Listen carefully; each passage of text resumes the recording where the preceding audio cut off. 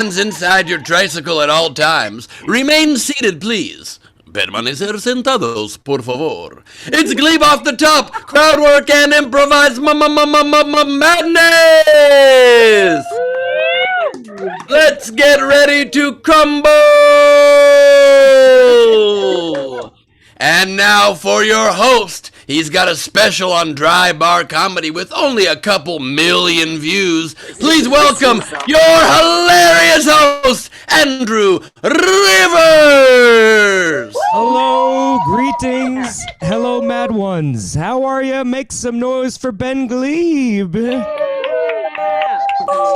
That's what I like to hear. Hopefully this is nobody's first Zoom comedy show, but just a quick reminder, if you have any loud children or pets, please put a muzzle on them. We don't need anything awkward to have. Last show we had a parrot in the room, and it was awkward because it kept repeating my jokes, and it was getting more laughs than I was. We don't like that. Once you've enjoyed the show, you can leave a tip for the comedians at nowherecomedyclub.com. Just leave the name of the person you want the money to go to in the comment section. We will not give it to them, but it is a nice gesture, and we coming out, guys. Wow, what a crazy couple months. I had a COVID scare a couple months ago. I was drinking a soda, and I couldn't taste anything, and then I realized it was just a LaCroix. Just the first joke, all right? It's going to get better. I promise. I'm a little rusty. My job's been illegal for the last year, so just been sitting around collecting unemployment. Pretty nice life. Pretty humbling when the government is like, hey, we'll pay you to not tell jokes. I'm like, wow. I thought it was going okay. I'm not going to lie, though, it was pretty nice when that $600 bonus was active. I was making almost 80% of my normal salary as a comedian. But now I didn't have to pay for plane tickets or hotels or sex. I was saving so much money. I hate that joke is so believable, but all right. Thanks a lot, guys. Hey, I'm vaccinated, so we're back to it. I'm anybody vaccinated? Round of applause out there. Okay, that's good. What are you doing on Zoom? There's an orgy in Florida. Get out of here. I'm just kidding. No, it's go. You should come to Zoom. It's a good show. But I got vaccinated. Although it was Johnson & Johnson. So, thanks for coming to my last show. No, but, I got to give Biden some credit. I think he did a great job getting the vaccine out quickly. And, obviously it helps to have a son who knows where to get drugs. But, that joke would have worked for either president. Just covering the bases. Wrote that one before the election. But, I'm pretty liberal as a human, but I think as a comedian, it's only fair to make fun of both sides a little bit. Some audiences don't appreciate that. There's a video on my YouTube channel of Trump supporters trying to boo me off stage if you're into that kind of thing. But I wasn't really laughing at the time, but I was doing a show recently. This woman chased me down into the parking lot, and she's like, you made fun of both Trump and Biden, but I couldn't tell. Which side are you on? I was like, my only allegiance is to the truth. And she goes, but that's Trump. And I was like, the opposite side of you. Yeah, not much to do. Been a tough year. I became an accidental pothead this year. It was an accident. I used to just smoke a little bit, and then they closed everything except pot shops and grocery stores. And I was like, this economy needs me. I'm a hero, I used to be embarrassed that I smoked pot until I started touring as a comedian, and I realized how popular OxyContin is. And I was like, I'm doing fine compared to the rest of America. But I like pot. It's a great, it's one, it feels like the hug my father never gave me, but don't like potheads. They're not the greatest group of friends to keep around. A bunch of my friends were trying to convince me that potheads are immune to COVID. They were like, no, because your lungs are already filled with smoke, so the COVID can't even find its way. I was like, that's not what's happening. They're like, plus you're always smoking, so if there's any loose COVID in the air, you're blowing it away. I was like, that's not how this works. Potheads don't get COVID because they don't fucking go anywhere. That's what's going on. Did you ever call up your pothead buddies last year? Hey, you want to go to a crowded bar with 20 strangers? Man, I would, but Netflix just put out a new documentary on bees. I think I'm going to stay home, you know? We're running out of bees. It's getting scary. I don't know. I don't know why people are so dismissive of COVID. It seems scary, and I mean, I heard that you can get it twice even if you're vaccinated, at least according to this girl I've been asking out for a couple months. Keep trying to make it work, but bad timing, you know. She was going to come to the show tonight, but she got polio, so can't make it work. Maybe she's lying, but I just thought of that. I just found out my new crush is not vaccinated, which is a little worrisome. But at the same time, it's like, you know, relationships are about compromise. So, like, you know, I'll take care of the kids while she's in the hospital. You know, that makes sense. And plus, if she doesn't care about COVID, you know, maybe she's willing to overlook my mental illnesses also.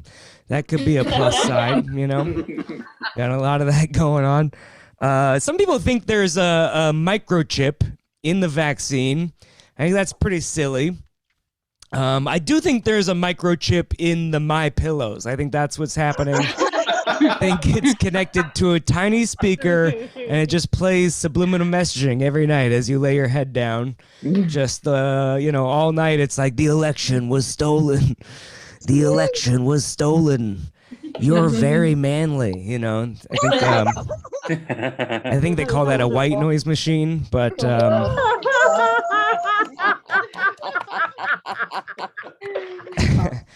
a doctor in Missouri said that some people are wearing disguises to get the vaccine because they don't want their friends and family to find out, which is pretty stupid. I mean, they're gonna figure it out when you're visiting them in the hospital. You know, and they're floating above you. What happened? Lots of people die in my jokes. I just am realizing. I try to be open-minded though about all this craziness. You know, like I dated a girl that was a Trump supporter for a couple months.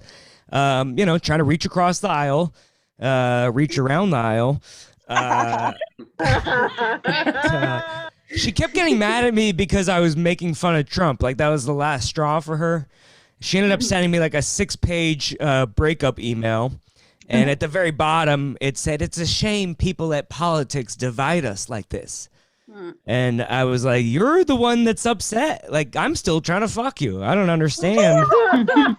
I thought we could come together. She tried to troll me during the election. She sent me a photo of her toenails. They were painted red and blue, and it had Trump 2020 on them. And I said, well, that's very convenient because once you're done with the nail polish remover, you can drink it and cure your COVID. So, oh, too fun. You're right. I'm sorry. She didn't deserve to die in the joke. Real life, let's not get crazy. But according to a bunch of hot girls I follow on Instagram, you shouldn't necessarily trust the science. You should trust your heart, because only you know what's best for your body, which is a relief because now I don't have to spend 6 hours on WebMD every single night. Yesterday, I was pretty sure I had cancer, but it turns out I just needed to trust my heart. Only you know. I think we need to hide the vaccine in lip filler. That's my hypothesis. A lot of ladies will be double vaxxed, but it turns out we're having a sort of resurgence with the Delta variant, which is scary. They say it's like harder to know. The symptoms are less obvious that you have it But it's very obvious, it turns out, when you have the United variant, because they give you a concussion and a bloody nose, and they send your suitcase to Topeka. But what's crazy is that the counties that voted for Trump are overwhelmingly having the worst COVID outbreaks. Like, hospitals are being overrun. It turns out all the Trump supporters are storming the hospitals trying to overturn the results of their COVID tests. All right. Fun time. I bought a pull-up bar because I was going to get prison ripped during lockdown. I mostly just use it to hang laundry. And the other day I was walking by, though, and my belt was hanging from the pull-up bar. And there was no one even around, but I was like, not today. You know, that's just how I got through. The power of positive thinking. Oh, it's a depressing joke. I promise I'm not sad. You won't see me on the news tomorrow. They wouldn't cover it. So I'm just smoking weed and watching Netflix. It's all I've ever wanted out of life. I love Netflix, but it's too hard to pick out a movie on Netflix. I'll spend more time picking out a movie than the length of the movie that I wasn't sure if I should watch, you know? Because you got to pick the right movie for the right situation. I was Netflix and chilling with a girl recently, but she picked out too good of a movie. So, like, halfway through, she started to make her move. I had to be like, hey, get off me. This is an important plot point, you know? There's subtitles. I got to pay attention. I think they should recategorize movies on Netflix by how much attention you have to pay to the plot line in order to follow along, right? Like, the bottom of the tier would be like Fast and Furious movies. You know, you're like, oh, Fast and Furious is on, perfect. Let me go get my taxes. I can do that at the same time. You know, just every 15 minutes you look up like, Vin Diesel's winning. Oh, he's fast, you know, and then you go do your laundry and you come back and you're like, oh, he's losing. He's furious, you know? And oh, what a good name for the movie. I just got a new roommate, but it's tough. I'm trying to kick him out. It's tough because he's a spider. And I was leaving the house one day and there was a spider on my ceiling. And I was like, shit, I don't own a broom. You know, so it's probably there's a bunch of spiders in my house, but I went to get a broom and I came back and then there was a fly in my room also. I was like, I don't have time to be chasing 17 different insects. I'm a very famous comedian. I got a show on Zoom to get ready for in 6 months. And so I looked at the spider and I go, hey, man, you take care of that fly. I'll let you hang out for a couple more days. And then I left, and then I came back, and the fly was in the spider web. He fucking got him. He listened to me. So I looked at the spider, go, way to go, buddy. He was like, yeah. He's got 8 legs. That's the whole job. I don't want anyone driving home tonight like, hey, well, I didn't get the spider thing. This guy's really deep. I smoke a lot of weed, if that's not apparent, but I like smoking weed and doing things. I don't recommend smoking weed and going to a baseball game. That's a bad experience because sometimes when you smoke weed, time slows down. And sometimes when you're at a baseball game sober, time slows down. So when you combine the two, 6 innings is 13 years. Not a good. I'm glad things are opening up, though. It's exciting. I worry we're opening schools too soon. That feels like a mistake, you know. Kids are giant balls of disease in the first place. There's no way this ends well. That's probably why COVID doesn't affect them, right? Coronavirus enters a kid's body. All the other diseases are like, seats taken. Kids are basically giant bats. They hang upside down. They poop on everything. They use high-pitched screeches to move around, but I think schools are very prepared for coronavirus. You know, if a kid gets sick and dies, they already have plenty of chalk to outline the bodies. So that's going to be good. Oh, boy. Not going to like the next couple jokes, but I'm glad they ended the mask mandates for vaccinated people and liars. That's exciting. And don't get me wrong, I wear the mask all the time. I'm a good person. Sometimes I forget because I don't leave the house much anymore. The other day, I walked into a Whole Foods without my mask. Holy shit. That was a near-death experience for me.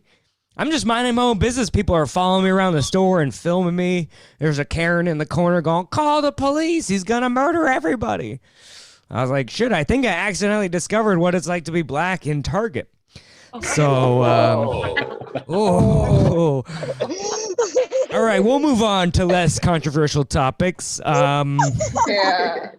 Confederate statues. Okay, so here's the thing. Wait, where's everybody going? I see both sides of the issue, if I'm being honest. On the one hand, the Confederacy lasted 4 years. That's not really heritage. That's more like a phase you went through in high school. On the other hand, I had a girlfriend for 3 months that I still write jokes about 3 years later. So I get it. It's hard to get over stuff, you know? She keeps texting me going, "Give me back my underwear." I'm like, no, those are monuments to history. If we forget our past, we're doomed to repeat it. You don't understand. Yeah, she unfollowed me on Instagram. But, hey, thank you guys very much. My name is Andrew Rivers. You should follow me on Instagram, Andrew J. Rivers. Leave a tip for me. I'm a starving artist, but we got a great show for you tonight. Now it is time for the main event. I hope you're ready. From this point on, the entire show will be improvised off the top. You know him as the host and the head writer of Idiot Tests, as one of the stars of Chelsea lately, his special Neurotic Gangster on Amazon Prime, and as one of the hosts of the Social Distancing Social Club. Give it up for the vintage lady with the tiny hands, the punderful wizard of ha-has, the mad king himself. It's Ben Glebe. Hello, everyone. Hello.